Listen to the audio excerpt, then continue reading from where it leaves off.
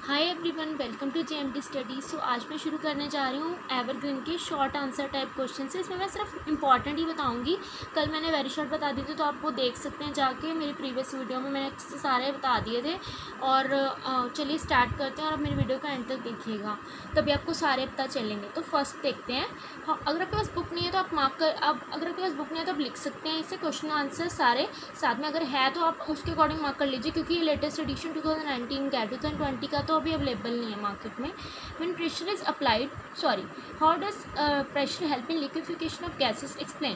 Pressure कैसे help करता है गैसेस को लिक्विफाई करने में, यानी गैसेस को लिक्विड में बदलने में कैसे हेल्प करता है। जब प्रेशर अप्लाई किया जाता है तो पार्टिकल्स जो होते हैं गैसेस स्टेट के वो पास हो जाते हैं और अपनी एनर्जी को खो देते हैं, ठीक है, हीट की फॉर्म में, और लिक्विड बन जाते हैं। जैसे ही देखिए, जैसे ही हीट निकलती है तो वो अपनी एनर्जी को खो देते हैं और लिक्विड बन जाते हैं। इस प्रोसेस को लिक्विफिकेशन ऑफ गैसेस कहा जाता है। इस प्रोसेस को यूज़ करके लार्ज वॉल्यूम ऑफ गैसेस को हम स्मॉल सिलेंडर में दबा के रख सकते हैं, यानी ज़्यादा वॉल्यूम ऑफ गैस को हम एक छोटे से सिलेंडर के अंदर दबा के रख सकते हैं। तो आइए नेक्स्ट क्वेश्चन देखते हैं। Ravi added small amount of common salt to water taken in a graduated cylinder on dissolution there was no detectable change in the level of water, explain why it is so. देखिए इस type की ना case study है। अब जो इस साल का लेटेस्ट क्राइटेरिया बताया गया है उसके अंदर कहा गया कि केस स्टडी, यानी कि इस टाइप के क्वेश्चन आ सकते हैं, तो आपको ये ज़रूर करना है, ये आ जाते हैं। तो वो कह रहे हैं कि रवि ने क्या किया, थोड़ा सा ना नमक मिला दिया पानी में, ठीक है, जो कि एक सिलेंडर के अंदर था। अब पानी किसके अंदर था, सिलेंडर के अंदर। तो डिज़ोल्व करने पर कोई भी डिटेक्टेबल चेंज नहीं दिखा लेवल ऑफ वाटर में। पानी का लेवल नहीं बढ़ा। 100 ml लिया था, 100 ml ही रहा। ऐसा क्यों? क्योंकि जैसे ही शुगर या सॉल्ट डिज़ोल्व होता है वाटर में, तो जो वॉल्यूम ऑफ वाटर होती है वो सेम ही रहती है, क्योंकि पार्टिकल्स ऑफ शुगर और सॉल्ट जो होते हैं वो स्पेसेस जो होते हैं, जैसे ही डाला वो नीचे चला जाता है, सिंक कर लेता है और उसके बीच में एक स्पेस बना लेता है और इनविजिबल हो जाता है। इसी वजह से उसकी वॉल्यूम नहीं बढ़ती है पानी की, क्योंकि हमने कोई और पानी थोड़ी ऐड किया जो पानी की वॉल्यूम बढ़ेगी। मैंने तो नमक या चीनी ऐड की है, तो इसी वजह से उसकी वॉल्यूम नहीं बढ़ती, क्योंकि वो उसके अंदर स्पेसेस बना लेते हैं और इनविजिबल हो जाते हैं, दिखने ही बंद हो जाते हैं जब अच्छे से घुल जाते हैं। तो ये शो करता है कि पार्टिकल्स ऑफ मैटर के बीच स्पेस होती है। तो मेनली यहाँ पर हमें प्रॉपर्टी बतानी थी। इन्होंने ये पूछा एक्सप्लेन व्हाई इट इज सो। इन्होंने डायरेक्टली पूछ लेते हैं ना कि प्रॉपर्टी बताओ, तो आप सब लिख सकते थे, लेकिन इन्होंने ट्रिक करके पूछा। ऐसे ही पूछा जाता है 9th 10th के अंदर, इस टाइप का एक क्राइटेरिया यूज़ किया जाता है। डायरेक्टली क्वेश्चंस नहीं पूछे जाते। तो आपको आई होप कि आपको अच्छे से ये वाला क्वेश्चन समझ आ गया होगा। चलिए आइए नेक्स्ट देखते हैं। What is the effect of the following on the rate of diffusion. Diffusion के रेट पर क्या इफेक्ट पड़ेगा इन दोनों चीज़ों का। जैसे टेम्परेचर, पहले आता है टेम्परेचर। जो रेट ऑफ डिफ्यूजन जो होता है वो इंक्रीज़ हो जाता है। जैसे मैंने बताया था कि जैसे ही टेम्परेचर इंक्रीज़ हुआ, गर्म पानी के अंदर चीज़ जल्दी मिक्स हो जाती है, क्योंकि काइनेटिक एनर्जी इंक्रीज़ हो जाती है पार्टिकल्स की। डेंसिटी ऑफ लिक्विड, मैंने डेंसिटी का एक सिंपल सा वॉल्यूम फार्मूला बता रखा है, मास अपॉन वॉल्यूम। जितने कम वॉल्यूम उतनी ज़्यादा डेंसिटी, या फिर उसका वाइसा वर्सा। तो रेट ऑफ डिफ्यूजन जो होता है लिक्विड में, वो कब होता है, जब उसकी डेंसिटी कम होती है। क्योंकि देखिए जो रेट ऑफ डिफ्यूजन है वो लिक्विड में ज़्यादा क्यों होता है। अब मैंने बताया कि जितनी ज़्यादा वॉल्यूम उतनी कम डेंसिटी, या फिर उसको अपोजिट ऐसे भी बोल सकते हैं, जितनी कम डेंसिटी उतनी ज़्यादा वॉल्यूम, या जितनी ज़्यादा डेंसिटी उतनी कम वॉल्यूम। आप एक चीज़ याद रखिए, कन्फ्यूज़न नहीं होगी, सीधी सी बात है। और डेंसिटी का फॉर्मूला होता है मास अपॉन वॉल्यूम। सो यहाँ पे आता है कि लिक्विड में डिफ्यूजन जल्दी हो जाती है क्योंकि उसकी डेंसिटी कम है। डेंसिटी कम है यानी कि क्या, ओपोजिट, उसकी वॉल्यूम क्या होगी, ज़्यादा। अब वॉल्यूम ज़्यादा कैसे, जिस भी चीज़ में डालते हैं वो मतलब भर जाता है पूरा, उसकी वॉल्यूम ज़्यादा होती है लिक्विड की, तो इसलिए उसमें जो रेट ऑफ डिफ्यूजन होता है वो ज़्यादा होता है और उसकी डेंसिटी कम होती है। वो साथ के साथ जो है डिज़ोल्व हो जाता है लिक्विड, कभी भी नीचे डेंस नहीं होता, हमेशा फ्लो होता है उसका। तो देखिए नेक्स्ट देखते हैं। Why gases are compressible but not liquids. ये वाला जो क्वेश्चन है ये वाला इंपॉर्टेंट है, इसलिए मैंने ये बताया, लेकिन इसका मैं आंसर एक्सप्लेन नहीं करूँगी, क्योंकि ये मैंने एनसीईआरटी में भी बताया हुआ है और मैंने वेरी शॉर्ट में भी बताया है। तो आप मेरी वो वीडियोस देख लीजिए, आपको पता चल जाएगा लेटेस्ट जो भी मैंने वेरी शॉर्ट की बताई है। तो आइए नेक्स्ट क्वेश्चन देखते हैं। CO2 is a gas, right? Any two gases properties to justify it. How can we liquefy this gas? Solid CO2 is also known as dry ice. Why? इस type के question भी बहुत आते हैं, जहाँ पे एक क्वेश्चन में कहीं क्वेश्चन पूछ लिए। पहले कहते हैं CO2 इज अ गैस, ये तो खुद ही बता रहा है। दो गैसेस प्रॉपर्टी बतानी है जो इस बात को जस्टिफाई करती हैं। तो वो कहता है कि CO2 ना ही इसकी फिक्स्ड वॉल्यूम होती है, ना ही फिक्स्ड शेप, यानी कि CO2 जो है वो क्या है, ना ही उसकी फिक्स्ड वॉल्यूम है, ना ही शेप है, यानी कि वो मैटर नहीं है। मैंने क्या बताया था कि जिस चीज़ की डेफिनेट वॉल्यूम या शेप नहीं होती वो मैटर नहीं है। तो it exerts pressure due to CO2 has neither fixed volume nor fixed shape. CO2 की ना ही फिक्स्ड वॉल्यूम है ना ही फिक्स्ड शेप है, यानी कि कभी उसकी वॉल्यूम कुछ है, कभी कुछ, कभी शेप कुछ है, कभी कुछ। तो इससे क्या होता है, वो प्रेशर डालता है। इट एग्जर्ट्स प्रेशर कैसे?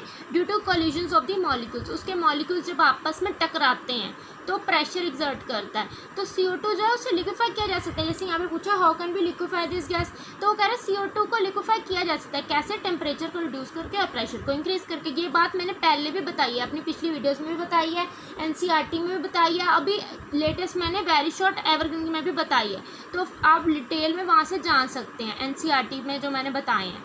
तो अब मैं बता देती हूँ, सॉलिड CO2 को हम डायरेक्टली गैसीय स्टेट में चेंज कर सकते हैं without coming into liquid state. तो यहाँ तक लिख दिया उसने। एक बात और बता देती हूँ, जो ये प्रोसेस होता है इसका नेम भी आप लिख सकते हैं। This process is called sublimation, जहाँ पे गैसीय स्टेट डायरेक्ट लिक्विड बिना लिक्विड स्टेट में चेंज हुए उसमें डायरेक्टली गैसियस में चेंज हो जाती है। सॉलिड स्टेट डायरेक्टली गैसीय स्टेट में चेंज हो जाती है बिना लिक्विड बने।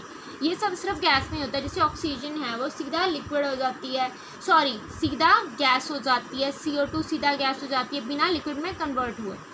तो आइए नेक्स्ट देखते हैं। अब नेक्स्ट 7th क्वेश्चन में ये फर्स्ट वाला पार्ट जो है ये NCERT का है, तो क्या आप मेरी एवेपोरेशन वैल्यू उसमें अच्छे से देख सकते हैं। मैंने पूरा पार्ट 8 में एक्सप्लेन किया। मैं सेकंड बता देती हूँ।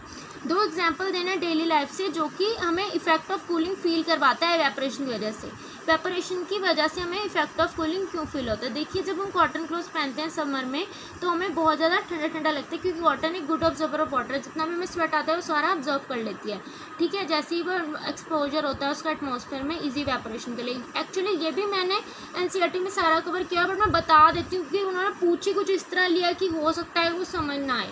तो नेक्स्ट देखते हैं डेजर्ट कूलर रूम। जो कूलर होते हैं वो भी हमारे रूम को ठंडा कर देते हैं। जब हम एसीटोन यानी कि नेल पॉलिश रिमूवर जो होता है उसे एसीटोन कहते हैं। एसीटोन अपने पाम पे डालते हैं तो हमारा ये जो हथेली है यानी पाम है ये ठंडी ठंडी फील होती है, क्योंकि ये इवेपोरेट हो जाता है। सारा जो लिक्विड है वो इवेपोरेट हो जाता है डालते हैं सार, और हमारी पाम ठंडी हो जाती है। तो 8 देखते हैं। Given example where change in physical state occurs by changing pressure. Physical state, तो वो कह रहा है कि फिजिकल स्टेट में जो चेंज हो कैसे हो? प्रेशर के चेंज होने से। Change in physical state occurs by change in pressure. जितना प्रेशर लगाएंगे उस हिसाब से उसकी फिजिकल स्टेट चेंज होगी। तो इसमें क्या एग्जांपल है? Liquefaction of gas. मैंने बताया था टेम्परेचर इंक्रीज प्रेशर अप्लाई होता है और टेम्परेचर रिड्यूस होता है, वो गैस में वो लिक्विफाई हो जाती है वो गैस।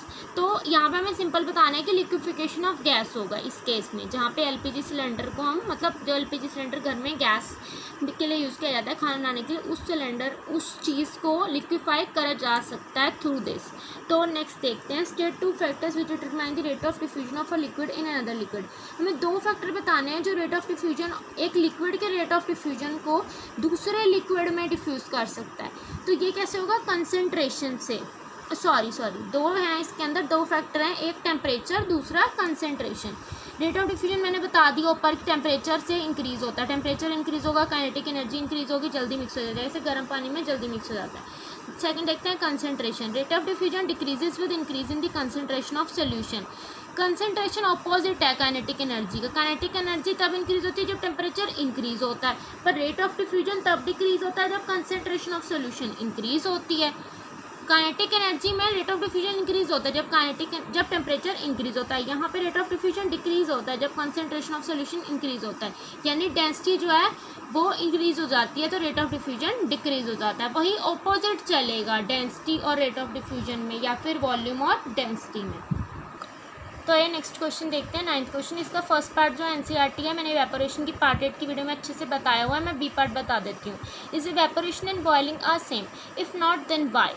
तो वो कहते हैं इवेपोरेशन और बॉइलिंग क्या सेम है? अगर नहीं तो क्यों? नहीं, वो सेम नहीं होते, क्योंकि बॉइलिंग ऑफ लिक्विड जो है वो बॉइलिंग पॉइंट पे होती है, लेकिन इवेपोरेशन जो है रूम टेम्परेचर पे होता है, यानी बिलो इट्स बॉइलिंग पॉइंट होता है। इवेपोरेशन की डेफिनेशन भी यही कहती है। असल में तो इसने डेफिनेशन ही पूछ ली बॉइलिंग पॉइंट और इवेपोरेशन की, पर घुमा फिरा के पूछी है। और आप सोच रहे कि NCERT में सारा छोड़ के रही हूँ, क्योंकि एवरग्रीन के अंदर मैं सिर्फ एक्स्ट्रा बताऊँगी। NCERT तो आप वहाँ से भी देख सकते हैं जो मैंने पहले करवाया है। तो आइए नेक्स्ट देखते हैं। 10th क्वेश्चन सिंपल सा है कि कौन से ऐसे फैक्टर्स हैं जिस पे इवेपोरेशन डिपेंड करती है। ये थोड़ा सा हो सकता है कि किसी को ना समझ आए, तो एक दो तो लिख देगा, बट सारे लिखने मुश्किल है तो मैं बता देती हूँ। Air of the area of the exposed surface, जहाँ पर भी इवेपोरेशन हो रही है वहाँ का एरिया कितना बड़ा है, छोटा है, बड़ा है, कैसा है, ठीक है। नेचर ऑफ द लिक्विड, वो लिक्विड कैसा है, बहुत ज़्यादा चिपचिपा लिक्विड है या फिर नॉर्मल पानी है। टेम्परेचर ऑफ द लिक्विड, वो गर्म पानी है, ठंडा पानी है बहुत। Blowing of air over the liquid surface, air कैसे, जैसे वो कह रहे हैं कि हवा जैसे लिक्विड के सरफेस से हवा आ रही है या नहीं आ रही है। तो pressure on the liquid surface, pressure कितना है उस पर, दबाव कितना है। ड्राइनेस ऑफ द एयर, हवा कैसी है, सूखी है या नहीं। तो इवेपोरेशन तभी होती है जब ये सारी चीज़ें होंगी। तो आइए नेक्स्ट क्वेश्चन पे आते हैं, 12th क्वेश्चन पे। गिव रीजंस बहुत इंपॉर्टेंट होते हैं, ये कभी नहीं छोड़ने चाहिए, सारे गिव रीजन करने जरूरी हैं। तो मैं इसमें से फर्स्ट बताऊंगी क्योंकि सेकंड पार्ट और थर्ड पार्ट यानी बी पार्ट और सी पार्ट ऑलरेडी आपके एवरग्रीन की एनसीईआरटी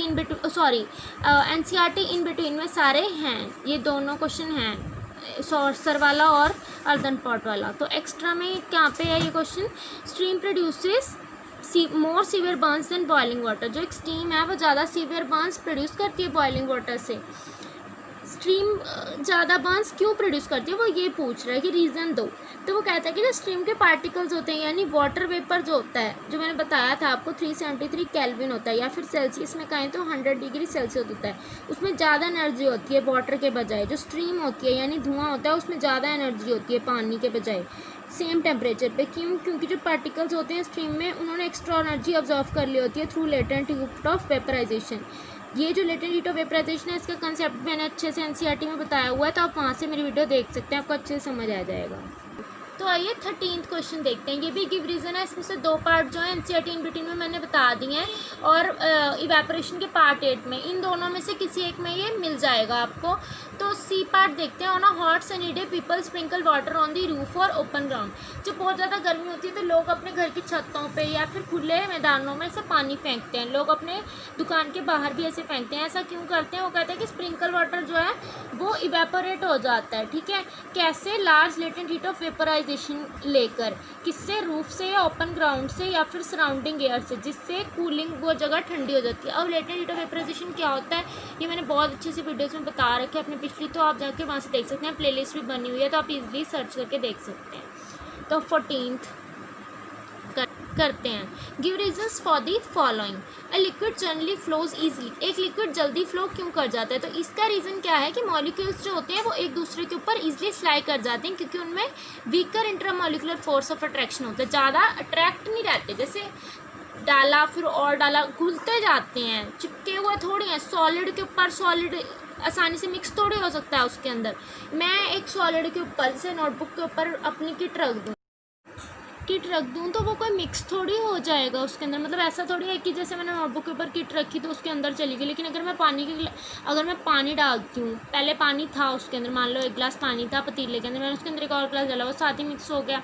तो वही बात कह रहा है कि लिक्विड के अंदर वीकर फोर्स ऑफ अट्रैक्शन होता है। तो नेक्स्ट आते हैं, इसलिए वो इजीली फ्लो कर जाता है। नेक्स्ट आते हैं सेकंड पार्ट पे। Ice at 0 degree Celsius appears colder to the mouth than water at 0 degree Celsius. Why, वो कहते हैं आइस जो है वो तो हमें ज़्यादा ठंडी लगती है अगर हम उसे अपने मुंह के अंदर रखें 0 डिग्री सेल्सियस पर पानी उतना ठंडा नहीं लगेगा। ऐसा क्यों, क्योंकि large latent heat of ice की वजह से। आइस जो है हीट एनर्जी ऑब्जर्व कर लेती है माउथ में से, इसलिए हमें ज़्यादा ठंडा लगता है पानी से भी। ये लेटेंट हीट का सारा कॉन्सेप्ट मैंने अपने पिछले वीडियोस में बहुत अच्छे से बताया हुआ है, तो आप वहाँ से देख सकते हैं इजीली। सारी एनसीईआरटी की जो मेरी वीडियोस हैं इस चैप्टर की, वहाँ से इजीली देख सकते हैं आप। Third, doctors advise to put strips of wet cloth on the forehead of a person heavy high temperature. आपने देखा होगा कि अगर आपको या आपकी फैमिली में किसी को भी ज़्यादा तेज़ बुखार है तो ठंडे पानी की पट्टियाँ रखी जाती हैं, ठंडे पानी की। ऐसा क्यों करा जाता है, वही चीज़ है कि वाटर जो है वो क्या करता है, हीट ले लेता है बॉडी, पेशेंट की बॉडी में से। बुखार होता है तो हमारी बॉडी गर्म हो जाती है, तो उस गर्मी को वापस लेने के लिए, खींचने के लिए, ताकि ठंडा हो जाए बॉडी, तो ठंडे पानी की पट्टियाँ रखी जाती हैं। इससे बॉडी का टेम्परेचर कम हो जाता है और पर्सन का बुखार उतर जाता है। तो आइए नेक्स्ट क्वेश्चन पे आते हैं 16 क्वेश्चन में। How does the following effect the rate of vaporisation of liquid. किस तरह से ये सारी चीज़ें जो है सरफेस एरिया, टेम्परेचर, ह्यूमिडिटी किस तरह से इफेक्ट करते हैं वेपराइजेशन ऑफ लिक्विड को, यानी लिक्विड को वेपर्स में बदलने में कैसे मतलब वो करते हैं। सरफेस एरिया, सबसे पहले सरफेस एरिया अगर इंक्रीज होता है तो ज़्यादा नंबर ऑफ पार्टिकल्स जो वेपर्स में कन्वर्ट होते हैं तो रेट ऑफ इवेपोरेशन इंक्रीज हो जाता है। सेकंड टेम्परेचर, जैसे ही टेम्परेचर में इंक्रीज होता है काइनेटिक एनर्जी इंक्रीज हो जाती है, रेट ऑफ इवेपोरेशन भी इंक्रीज होती है, जैसे मैंने अभी पहले भी बता दिया। थर्ड देखते हैं ह्यूमिडिटी, जैसे ह्यूमिडिटी एयर में इंक्रीज होती है रेट ऑफ इवेपोरेशन डिक्रीज होती है। आपको याद रखना है कि सरफेस एरिया और टेम्परेचर के बीच में पॉजिटिव है। अगर सरफेस एरिया इंक्रीज हो रहा है तो काइनेटिक एनर्जी 100 वेपर जल्दी कन्वर्ट हो रहा है, रेट ऑफ इवेपोरेशन इंक्रीज हो रहा है। टेम्परेचर इंक्रीज हो रहा है तो भी रेट ऑफ इवेपोरेशन इंक्रीज हो रहा है। ह्यूमिडिटी अगर इंक्रीज होती है रेट ऑफ इवेपोरेशन डिक्रीज हो जाता है। ऐसा क्यों? ये इसलिए क्योंकि जैसे ह्यूमिडिटी का क्या है कि हमारे एयर के अंदर ह्यूमिडिटी है, इतनी ज़्यादा ठंडक नहीं है, थोड़ी गर्मी है, तो इवेपोरेट होने में टाइम लगेगा। इवेपोरेट चीज़ तभी होती है जब वो ठंडी होती है, तभी वो मतलब गीली चीज़ सूखेगी ना, जब उससे मतलब वहाँ से सुखाया जाएगा, ठंडी होगी तभी सूखेगी। अगर उसके अंदर ह्यूमिडिटी है, गर्मी है एयर के अंदर, तो वो सूखने में टाइम लगेगा। तो देखिए नेक्स्ट देखते हैं 17। Carbon dioxide was taken in enclose cylinder and compressed by applying pressure. Carbon dioxide को एक सिलेंडर के अंदर रख दिया और उस पर प्रेशर अप्लाई किया। कौन सा स्टेट ऑफ मैटर जो है वो इस प्रोसेस के बाद हमें वो मतलब ऑब्टेन होता है। सो देखिए सबसे पहले इसका बता देती हूँ कि कौन सा स्टेट ऑफ मैटर जो है वो ऑब्टेन होता है इस प्रोसेस की कंप्लीशन पे। सबसे पहला होता है सॉलिड। ये स्टेट ऑफ मैटर कौन सा है? सॉलिड। अब हमें नेम करना है और डिफाइन करना है इस प्रोसेस को, सब्लिमेशन, जिसमें डायरेक्टली सॉलिड जो है गैसियस स्टेट में कन्वर्ट हो जाता है या फिर ऑपोजिट, वैसा वैसा। Name and define this process. सबसे पहले नेम करना है, बताना है और फिर डिफाइन भी करना है। सबसे पहले सब्लिमेशन होगा ये, क्योंकि इसमें क्या हो रहा है सॉलिड जो है वो डायरेक्टली वेपर्स में कन्वर्ट हो रहा है या फिर वाइसा वर्सा, यानी वेपर सॉलिड में कन्वर्ट हो रहे हैं। फिर वो कह रहा है कि what is the common name of the product obtained in the above process. उसका कॉमन नाम क्या होगा? उसका कॉमन नाम होगा ड्राई आइस। ड्राई आइस यानी सूखी आइस। सॉलिड CO2 को हम ड्राई आइस कहते हैं। पहले भी मैंने ये आपको क्वेश्चन बताया, पर तब इससे थोड़ा अलग वे में पूछा गया था, अब इसे थोड़ा अलग वे में पूछा गया। ऐसा ही होता है, आपको लग रहा होगा कि ये तो बिल्कुल अलग क्वेश्चन है, बट समझने पे पता चला कि ये तो वही क्वेश्चन है। ऐसे ही होता है, ऐसे ही सेम क्वेश्चन अलग अलग वे से पूछ लिए जाते हैं, मोल्ड करके कंफ्यूज करने के लिए, ताकि पता चल सके कि कितना अच्छे से समझ आया कॉन्सेप्ट स्टूडेंट्स को। एग्जाम में से पूछ लिया जाता है। और ये solid CO2, sublimation, dry ice, इस तरह के कॉन्सेप्ट्स काफ़ी इंपॉर्टेंट है। इवेपोरेशन काफ़ी इंपॉर्टेंट है, जिसके अंदर सरफेस एरिया, टेम्परेचर, ह्यूमिडिटी या फिर गिव रीजंस जितने भी होते हैं ये सब इंपॉर्टेंट है। या फिर आपके स्टेट ऑफ मैटर में सॉलिड, लिक्विड, गैस के कैरेक्टरिस्टिक्स बहुत इंपॉर्टेंट है, उनके बीच के डिफरेंसेस इंपॉर्टेंट है। तो ये सब बहुत ज़्यादा इंपॉर्टेंट है, इन्हें बिल्कुल नहीं छोड़ना। तो 18 देखते हैं। Enumerate the changes that take place inside the matter during the change of state. कौन कौन से चेंजेस आते हैं? जैसे ही टेम्परेचर इंक्रीज होता है काइनेटिक एनर्जी भी इंक्रीज होती है, फोर्स ऑफ अट्रैक्शन डिक्रीज हो जाता है और स्टेट ऑफ मैटर चेंज हो जाता है। ये मैंने अच्छे से पिछली वीडियोस में बताया हुआ है, स्टार्टिंग में वहाँ से देख सकते हैं। नेक्स्ट आता है when a solid melts it temperature remains the same give reason. जब एक सॉलिड मेल्ट होता है उसका टेम्परेचर सेम क्यों रहता है? इसलिए क्योंकि हीट जो मैटर को सप्लाई हुई है वो यूटिलाइज हो गया स्टेट को चेंज करने में। जितनी भी हीट जो मैटर को सप्लाई हुई थी, जैसे आइस को अगर वाटर में चेंज होना है तो आइस सारी हीट ले लेगा, तभी वो उस फोर्स ऑफ अट्रैक्शन को ओवरकम कर पाएगा और वाटर में बदल सकेगा। अपने फोर्स ऑफ अट्रैक्शन यानी पहले जो आइस है वो टुकड़ा है वो फैलकर पूरा पानी में बदल जाएगा, यानी कि ज़्यादा सरफेस एरिया ले लेगा। तो आइए नेक्स्ट देखते हैं 20th question. Distinguish between solid, liquid and gases in tablet form under the following characteristics. हमें डिस्टिंग्विश करना है इनके बीच में, जैसे interparticle force of attraction, diffusion and fluidity. अब interparticle force of attraction में देखें तो सॉलिड में सबसे ज़्यादा होगा, वो अलग नहीं हो सकते। लिक्विड में मॉडरेट, गैस में सबसे कम, गैस सबसे जल्दी फैल जाती है, सो फोर्स ऑफ अट्रैक्शन नहीं होता। डिफ्यूज़न, सॉलिड को डिफ्यूज़ नहीं किया जा सकता, लिक्विड को किया जा सकता है कुछ एक्सटेंट तक, और गैस को इजीली किया जा सकता है। फ्लूइडिटी, जो सॉलिड है वो रिजिड होता है, उसमें कोई फ्लूइडिटी नहीं है। लिक्विड्स जो है फ्लो कर सकते हैं एक रीजन से दूसरे रीजन में, लेकिन गैसेस इतना नहीं। लेकिन गैस जो है वो ईजिली फ्लो कर सकती है सारी डायरेक्शंस में। सो आपको बहुत अच्छे से समझ आ गए होंगे शॉर्ट आंसर टाइप क्वेश्चन के अंदर सारे इंपॉर्टेंट क्वेश्चन कवर हो गए हैं। और अगर आपको कोई भी प्रॉब्लम है तो आप पूछ सकते हैं कमेंट सेक्शन में। अगर समझ आ गया तो भी बताइए। और till then bye bye and thanks for watching.